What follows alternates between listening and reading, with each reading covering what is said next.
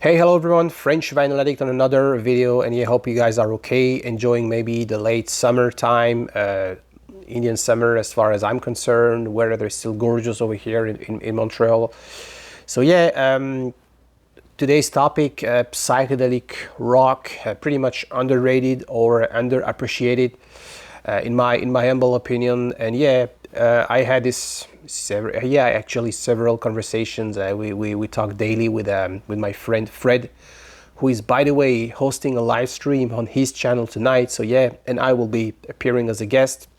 So if you are looking for something to do tonight, maybe consider this event on I will just put a link in description. Big Star 1000. Tonight 8 p.m. Eastern, so 5 Pacific. We will be having a very nice conversation about collecting vinyl. So on Fred's channel tonight, and we discussed earlier this week about several stuff, folk, rock, progressive folk, and psychedelic albums. It made me want to rediscover some copies I had in my collection. I recently made a video about that. We discussed like behind the scenes, so to say. So but he just dropped, I think on his French or English speaking channel, probably in the English speaking channel, a video where he talks about some of these psychedelic records we talked earlier.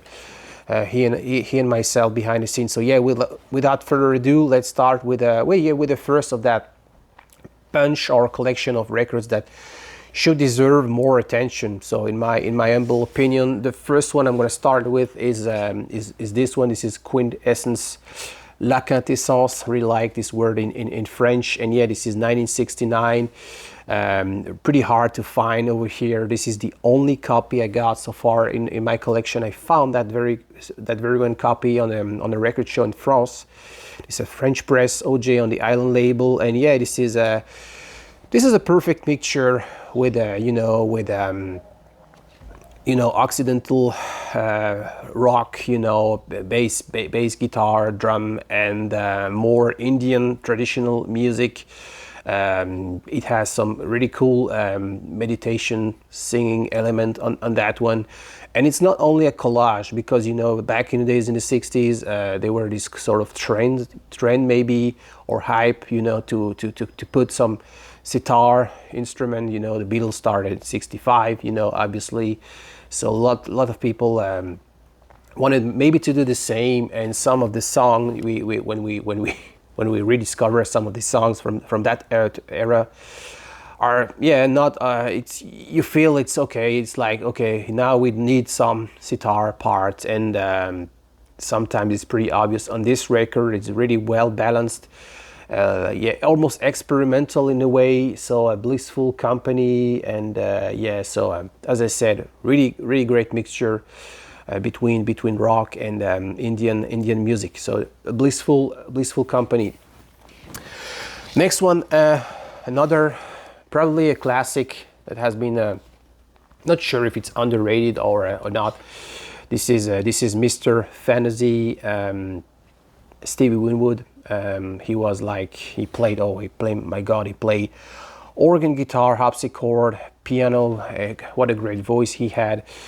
Stevie Winwood started at a very young age with a Spencer Davis group, then being part of several projects, including Blind Faith, with Ginger Baker and Eric Clapton.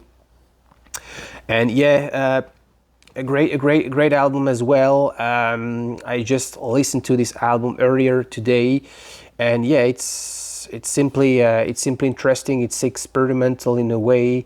It has some sitar part element. Mr. Fantasy is one of my favorite song ever when it comes to this late 60s psychedelic rock, psychedelia from the UK. Really worth the detour. This one particularly, this album, and incredible songs. No Face, No Name, and No Number, for instance, so it's really interesting. Lots of great mellotron. Nothing is like over complex. So Mr. Fantasy from the band Traffic. The next one is an artist,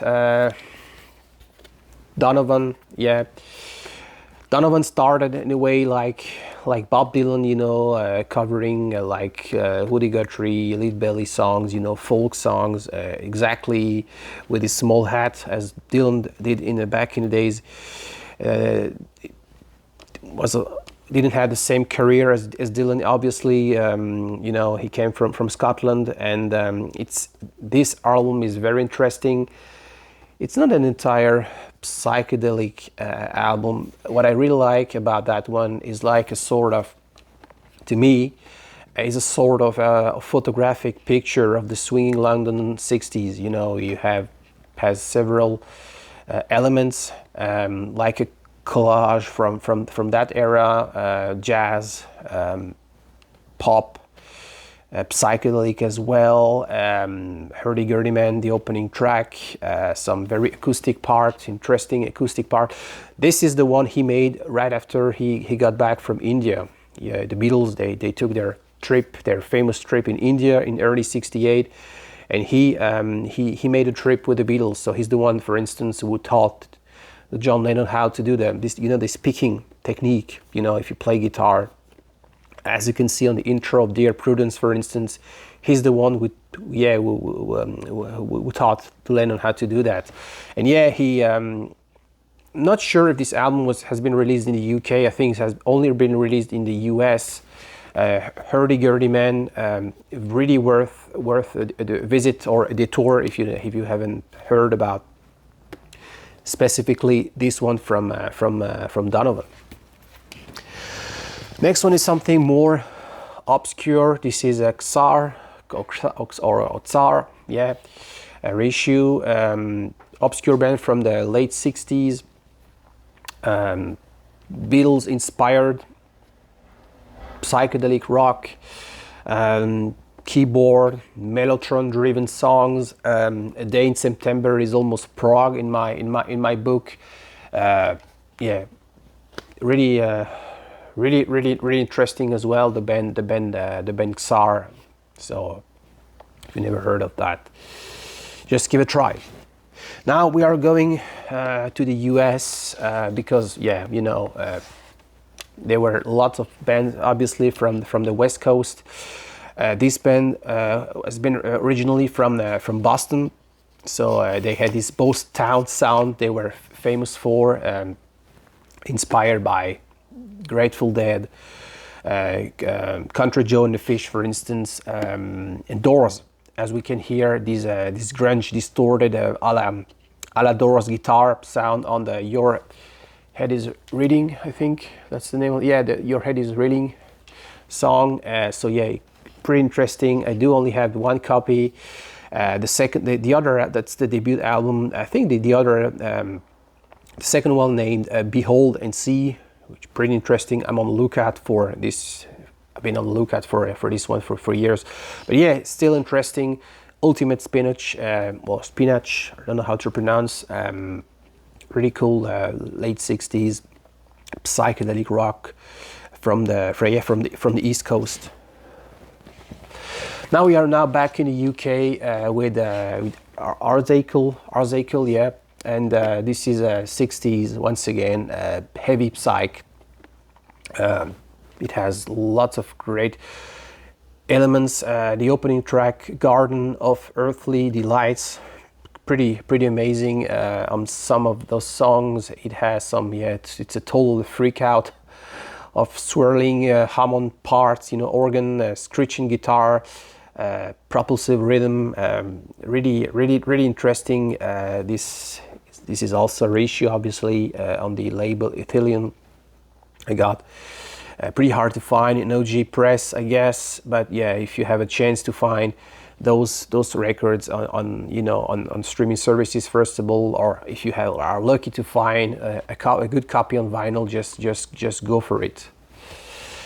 And last but not least, one of my favorite albums when it comes to at least albums that I'm aware of, underrated obscure bands from this one from the 60s, from 1965. Gandalf, their only album they had released back in the days. This is spacey baroque psychedelia. Everything is well balanced between those keyboards, almost classic keyboards in a way, balanced here with the progressive pop and the psychedelia. So it's some really cool sunshine pop with slightly experimental feel, if you know what I mean. So yeah, I think my favorite song on that one is Tiffany Rings. Yeah, exactly, Tiffany Rings. So this is another reissue. I think it has been recently reissued on Sunday's record. That's probably the go-to. Or if you have a chance to find an OG copy, just go for it as well. So this is it. Once again, tonight, Friday, 8 p.m. Eastern, 5 Pacific, on Fred's channel, Big Star 1000. We will be live talking about record collecting. So yeah, hope to see you there. And yeah, hope you like it. Thanks for watching and stay tuned for the next chapter.